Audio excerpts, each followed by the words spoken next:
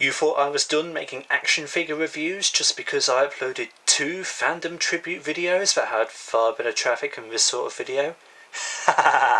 Nope!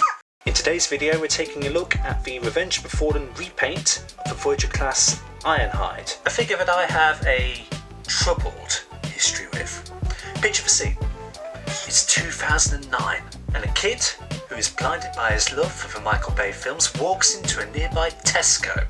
Back when they had good merch. He gets Voyager Demolisher, Scout, Ransack, and then he sees it, Ironhide. Finally, his first movie Autobot collection is 4/5 of the way complete. Oh, how he was disappointed. I swear this figure pissed me off so much in 2009 that I literally threw him across my bedroom in a fit of rage. It was an overreaction because this guy is fine. His alt mode is a GMC top kick, which is painted grey rather than the movie accurate black, because Hasbro needs that sweet money. Blue translucent windows that barely allow any view into the truck whatsoever. You've got nicely detailed Nest logos on either side on the front doors, which don't open at all. In fact, they snap off. Branding on the front, some utterly disgusting kibble on the underside, and a huge cannon of death. Yes, Hasbro in their ever consistent wisdom thought it was a good idea to replace Ironhide's previously combining cannons with this monstrosity, with one cannon completely dwarfing the other.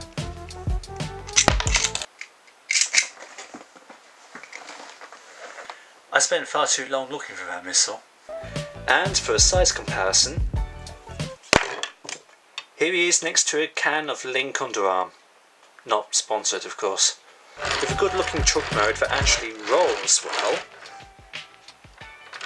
this figure's off to a good start. Front bumper.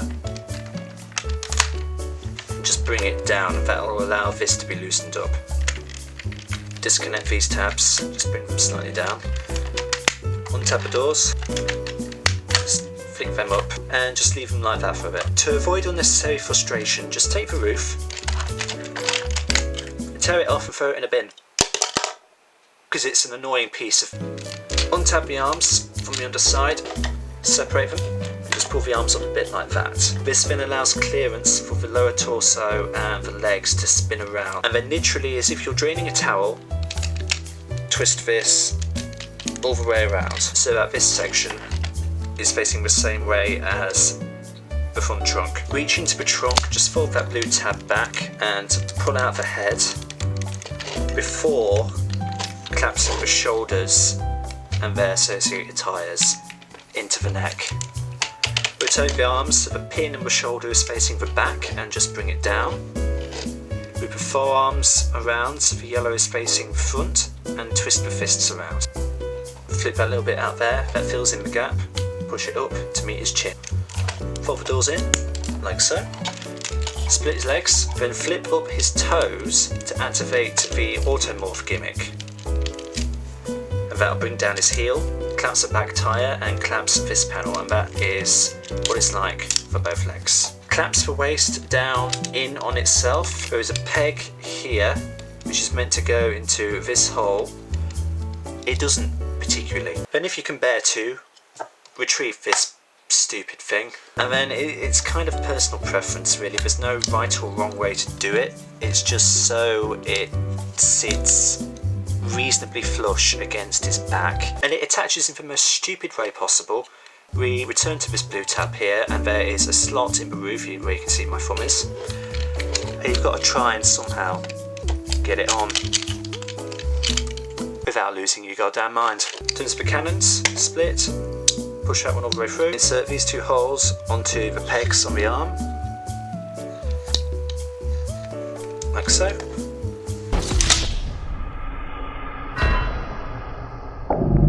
Of course this backpack comes off. So, this is a thing. The figure is plagued by stray bits of kibble everywhere. hanging off him in all manner of ridiculous places. So much so that I am sort of afraid to even touch this guy right now, because he is so delicately standing. One single little poke and he will fall flat on his pathetically made back. And you know, all the kibble is a product of his movie animation model, so there's nothing that Hasbro really could have done about this. He is a flat-footed, grumpy old with serious posture problems. So much so that it doesn't plug in. Now watch as he falls over. Yep, and his backpack falls off. You know what I'm going to do with this? To me, it's one of the most annoying pieces of trash I've ever had to put up with from a figure. Detail-wise, Ironhide is actually immaculate, with some fabulous sculpting on the legs, the chest, and the head. And he has some yellow paint that helps break up a boring black and grey, so that's a pretty nice touch.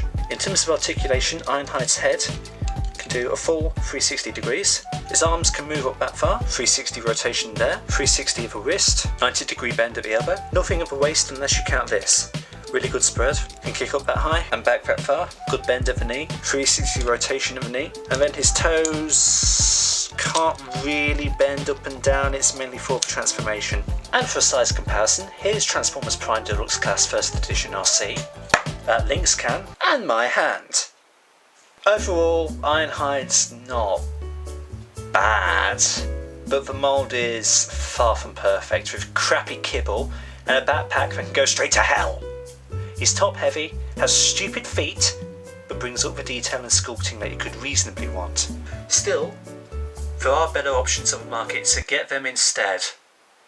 If you like this video, then by all means subscribe. You'll find 2 other reviews that you've probably not seen, because copper. They're marked as made for kids, so you've probably not seen them. I've made a couple of fandom-esque tribute videos. I've got plans for more, so don't worry if you're just here for that sort of video. There is more of that on the way, definitely. One time there could be another tribute video, there could be another review video, there might be a vlog, there might be a comedy sketch video. That's me just spitballing. I don't know. It's a variety channel. I've got no plan for this.